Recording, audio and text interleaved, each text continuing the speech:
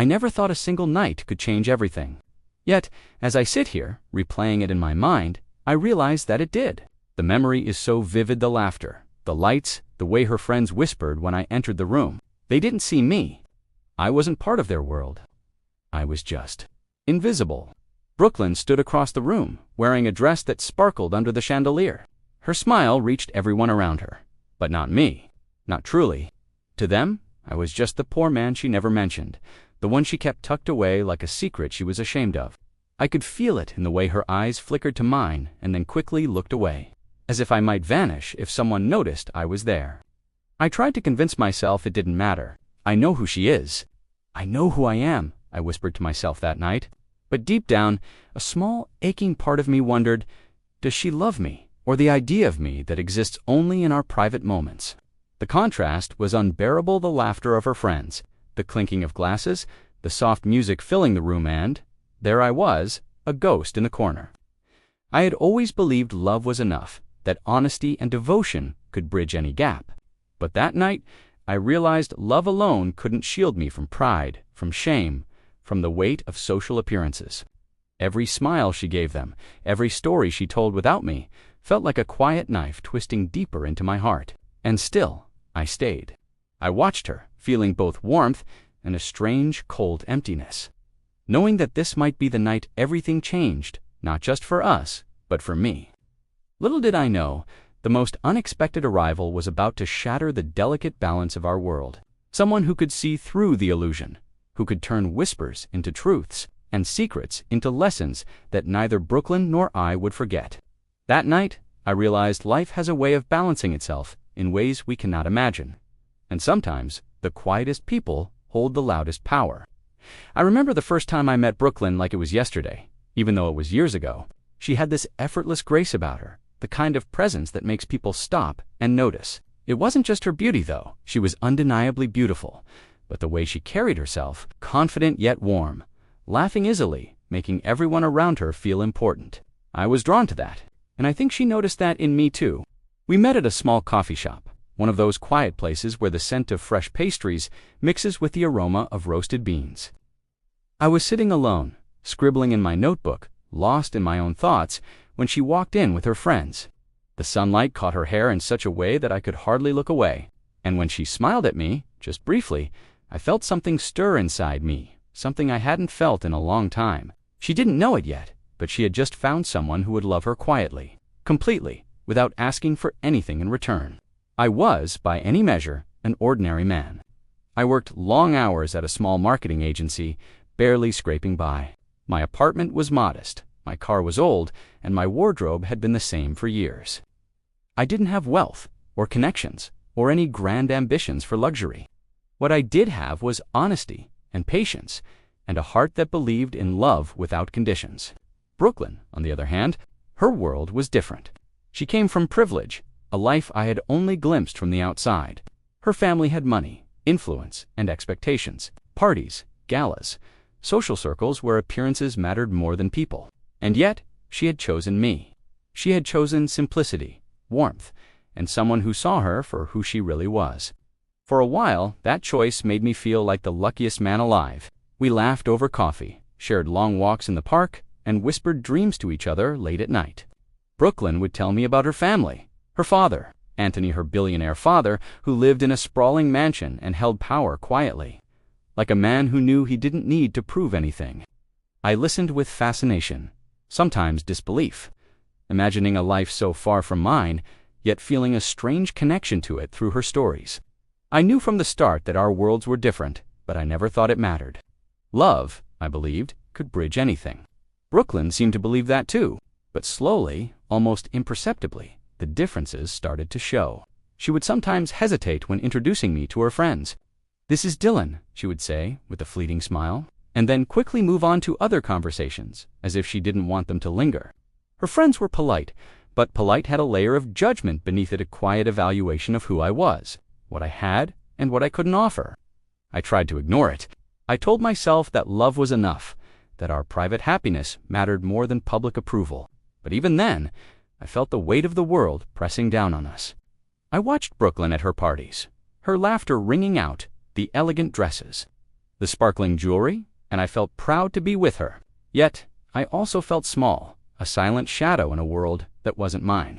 I would sit quietly in the corner, drink in hand, trying not to seem out of place, trying not to let anyone notice that I didn't belong. Avery, my closest friend, saw it all. She had been there since the beginning, offering quiet support, a listening ear, and gentle advice. "Dylan," she said once, as we walked home from a late-night diner, "you love her, and that's beautiful. But don't let yourself disappear in her world. Don't let her forget who you are, or what you deserve." Her words lingered, comforting yet haunting. I didn't want to disappear. I wanted to be enough. But I also wanted to love her without conditions, without turning into someone I wasn't. Our life together was a delicate balance. In private, we were happy. We shared simple, joy-cooking dinner together, watching old movies, laughing at silly things. Brooklyn could let her guard down with me, and in those moments, I felt seen, valued, and loved. But in public, the world was different. Friends, colleagues, and social expectations intruded on our happiness, making me feel like I was playing a part in a story that wasn't mine. I remember one particular afternoon, sitting on the balcony of her apartment, overlooking the city. Brooklyn leaned her head on my shoulder and sighed. "I wish it could always be just us," she whispered. I held her hand gently. "It will be," I said softly, though I wasn't entirely sure if it could. "As long as we remember what matters, each other." She smiled, a small, fragile smile, and rested her head against me. In that moment, the world outside didn't exist. There was only us, and the quiet promise that love could survive anything. But life has a way of testing those promises, and sometimes the tests come quietly, in the form of whispers, glances, and parties where the light falls in just the wrong way. I had no idea that the very world Brooklyn moved in the world of wealth. Appearances and social expectation was about to confront me in the most painful way imaginable. The contrast between us, which had once seemed a small detail, was about to become a chasm, and that chasm would be revealed not by words but by actions, by the arrival of someone whose power and presence could shake everything we thought we knew about love, pride, and dignity. I often think back to those early days, and I wonder, did I see the warning signs? Did Brooklyn? Or were we both too caught up in the quiet magic of our love to notice the cracks forming around us? I suppose that's the nature of love. It's patient, forgiving, and hopeful. But it can also be fragile, easily tested by the world outside. And in our story, the world outside was coming closer, ready to leave its mark in ways neither of us could have imagined.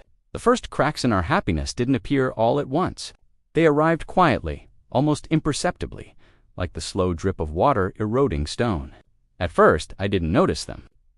I told myself that Brooklyn's hesitation, her fleeting glances away from me in front of her friends, were nothing more than social nerves. But over time, the cracks grew larger, and I began to feel the weight of something I couldn't name. It was during a weekend gathering at one of Brooklyn's friends' penthouses that the tension first became undeniable. I had dressed carefully, trying to match the elegance of the crowd with the modest resources I had. My shoes were polished, my jacket pressed, but the moment I stepped into the room, I felt the familiar pang of being out of place. The chandelier above glimmered with hundreds of crystals, each reflecting the soft music in the background. The air smelled faintly of expensive perfume and champagne. I could feel the eyes of strangers flicking toward me, curious, polite, and sometimes judgmental. Brooklyn's friends greeted me with smiles that didn't quite reach their eyes. They asked questions about my job, my apartment, my life, and I answered politely, keeping my tone neutral, careful not to sound defensive or insecure. Still, the questions carried a quiet judgment I couldn't ignore. I saw Brooklyn glance at me several times, her expression apologetic yet hesitant. I wanted to reach for her hand, to let her know I was still here, that her world outside didn't define me. But she didn't move toward me. She stood just a step away, her back straight, her laughter blending seamlessly with the others. And I realized that she had built a space where I existed only on the periphery. Avery had warned me about nights like this. "Dylan," she said over the phone the evening before, "you're not going to change their world. You can only be true to yourself. Don't shrink for anyone, even her." I tried to take those words to heart. I tried to remind myself that love mattered more than appearances.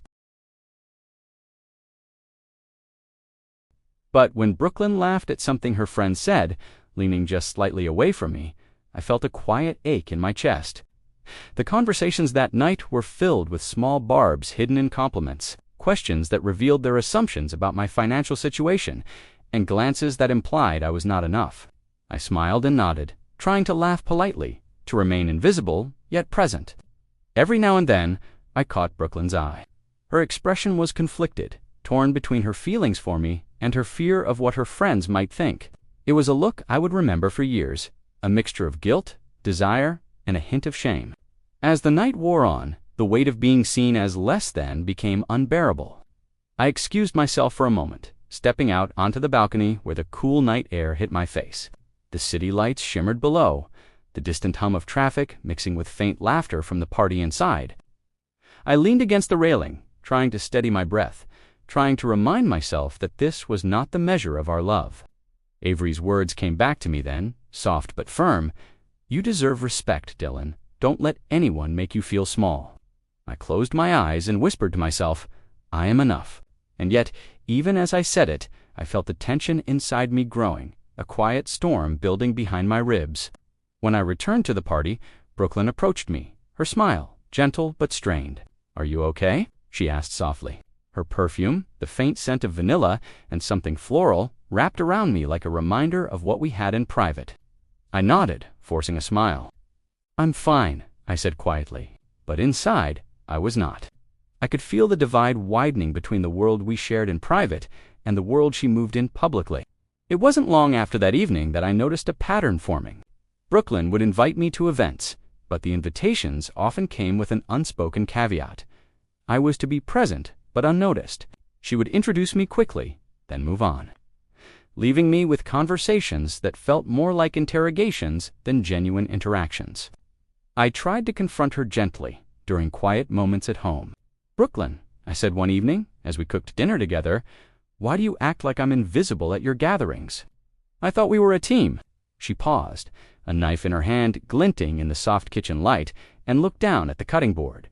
"It's complicated," she whispered. "You wouldn't understand." Her words stung not because of their truth, but because of what they implied, that in her world, I could never truly belong. That love, no matter how real, could be overshadowed by wealth, status, and appearances.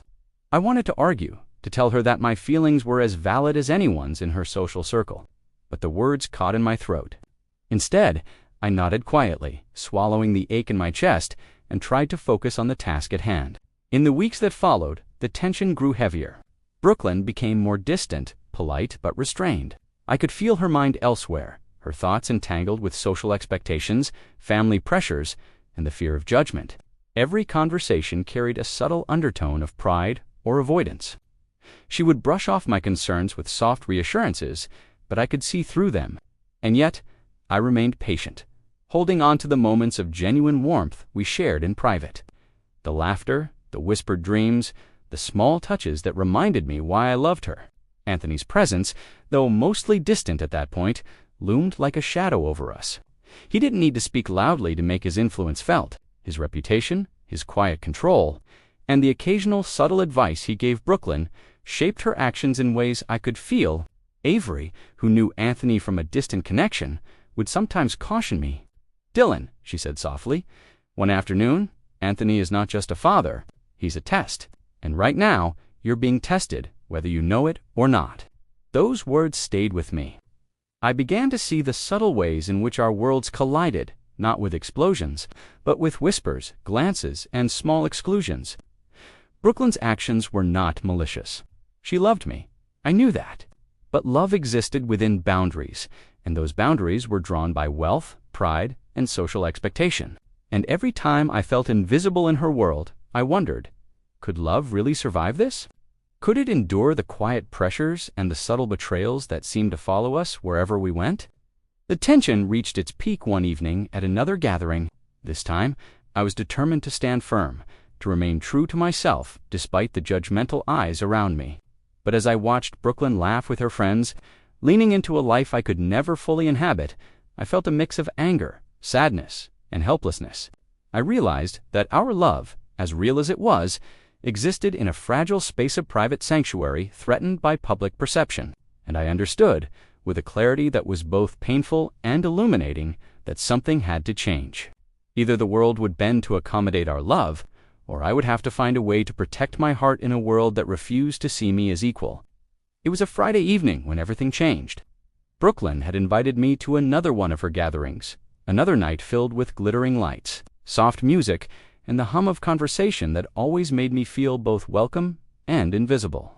I had gone through the same motions as before, picking out clothes that were neat but modest, polishing my shoes, adjusting my tie. I wanted to fit in, even though I knew, deep down, that fitting in wasn't the point. The point was to be present, to hold on to the love we shared, and to endure the world as it was.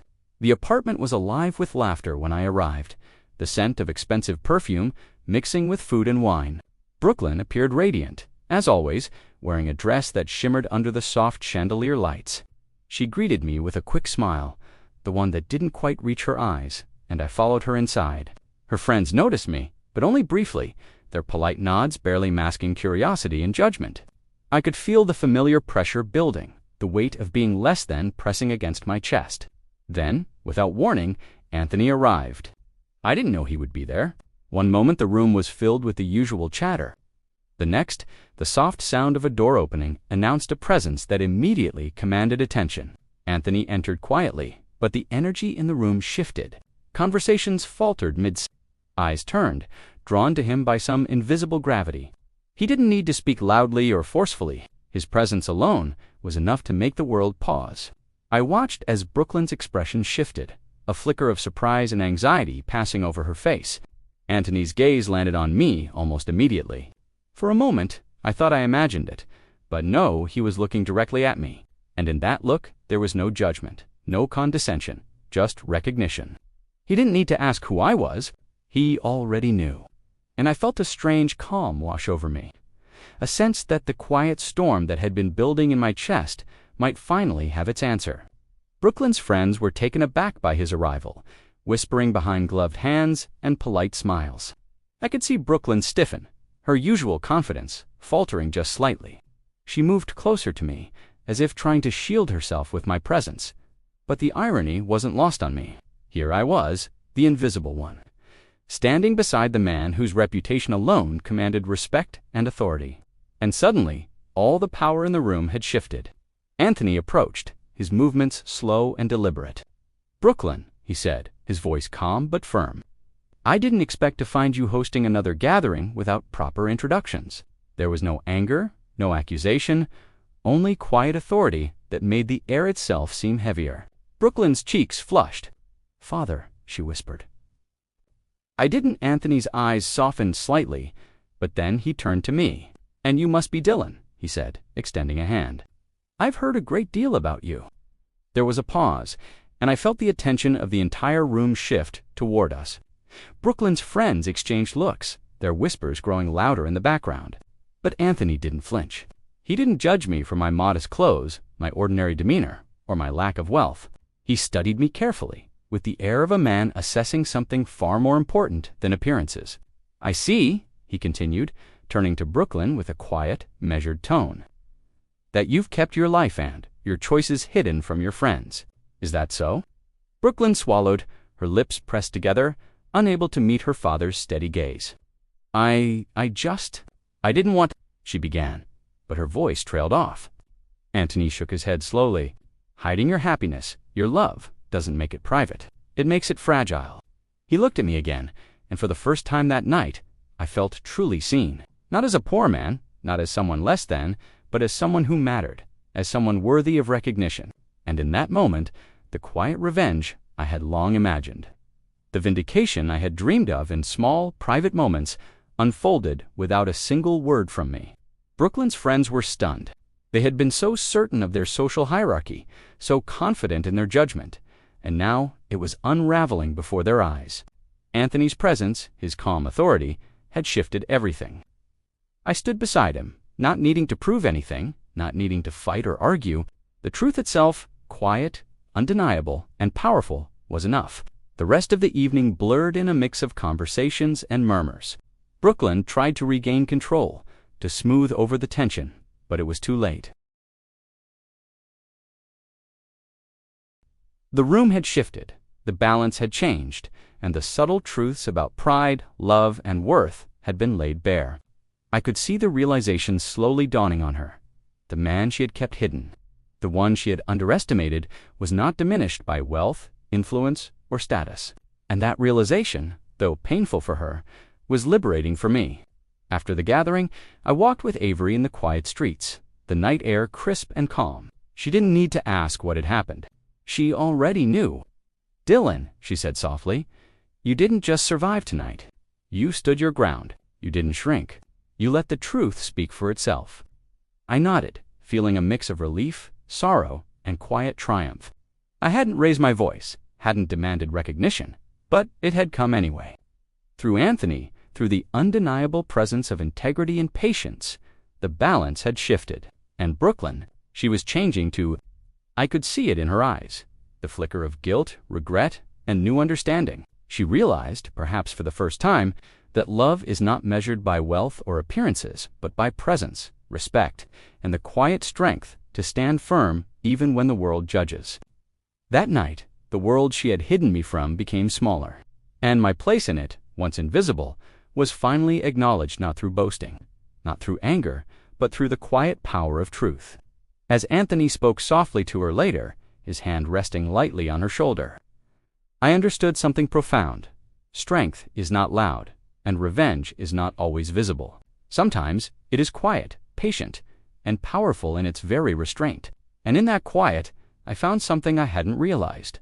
I was missing not just recognition, but a deep, abiding sense of self-worth that no party, no social circle, and no whispered judgment could take away. I left that night feeling lighter than I had in months, the weight of invisibility lifted from my shoulders. Brooklyn walked beside me, her steps hesitant but honest. Anthony's presence lingered, not as a threat, but as a quiet reminder of what integrity, patience, and discernment can do. And somewhere deep inside, I knew that the story was far from over. But for the first time, I was no longer a passive participant. I was a man who had been tested, and I had emerged with something far more valuable than wealth, status, or approval. I had emerged with myself.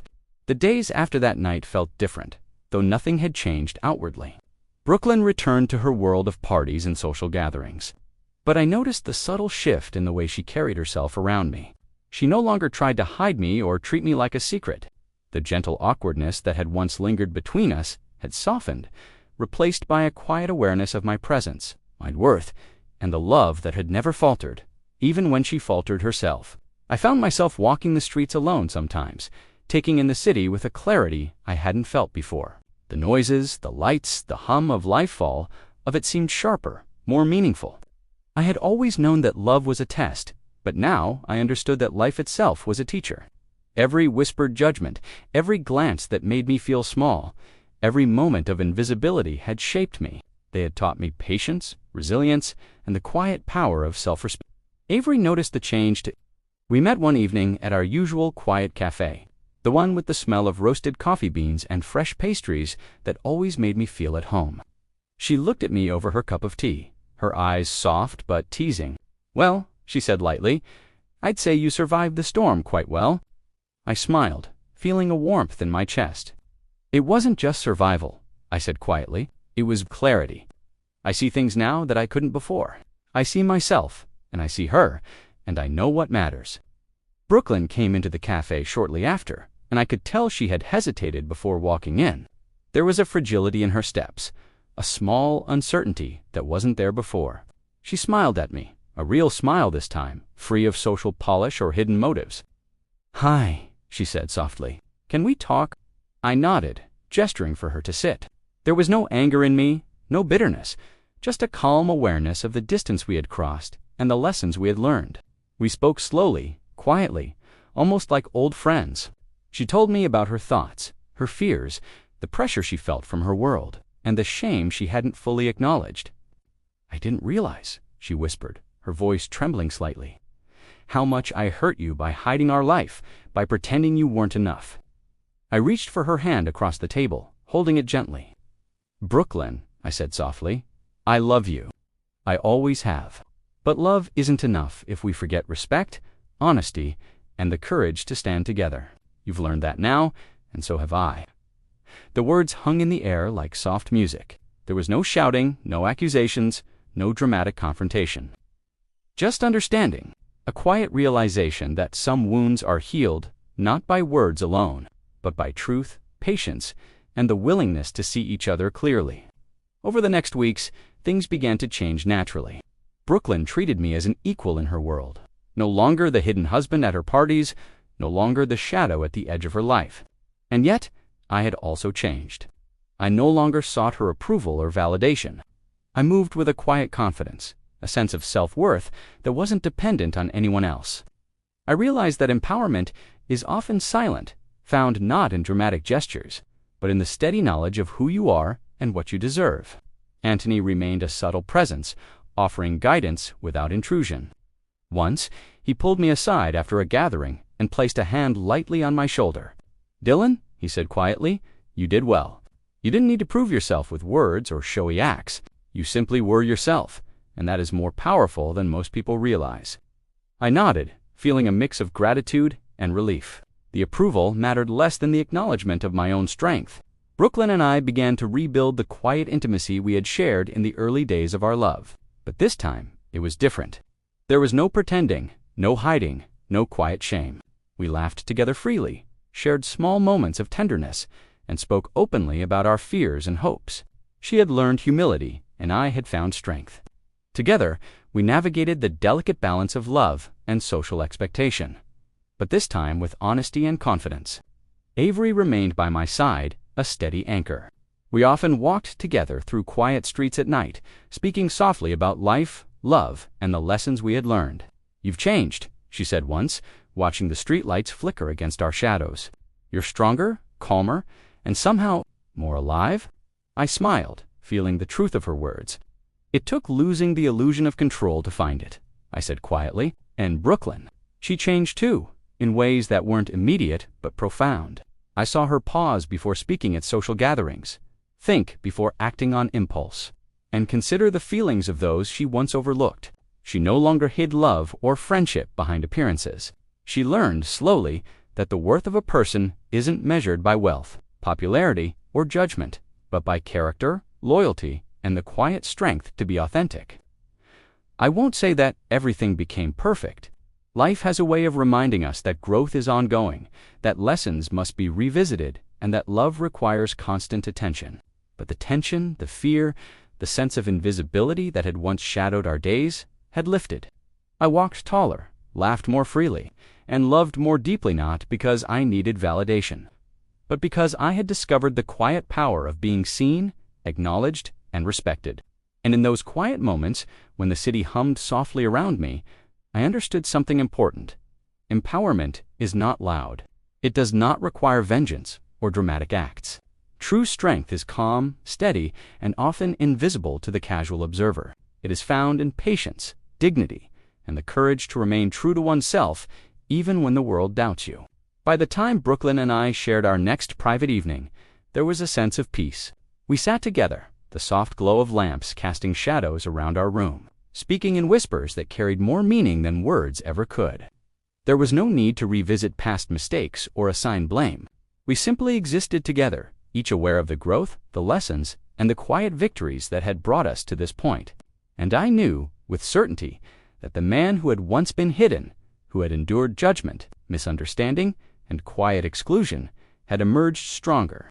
He had been tested, and the test had not broken him. Instead, it had forged him into someone who could walk forward with dignity, clarity, and the calm assurance that love, respect, and self-worth cannot be taken away. Sitting here now, looking back on everything, I realize how strange and delicate life can be. The world moves fast, and people often judge without seeing the heart beneath. Brooklyn and I have come a long way since that night when Anthony arrived. And yet, the lessons linger quietly, like soft echoes that remind me who I am and what truly matters. Brooklyn and I still share moments of laughter, small joys that feel sacred in their simplicity. We walk together through the streets, hold hands in the quiet corners of our apartment, and speak softly about dreams that no one else needs to understand. But there is a new balance now, a recognition of each other's worth, a respect that was missing before. She no longer hides me, and I no longer seek validation. We exist side by side, equal in our love, equal in our truth. I think often about Antony. He never needed to declare his power or assert dominance.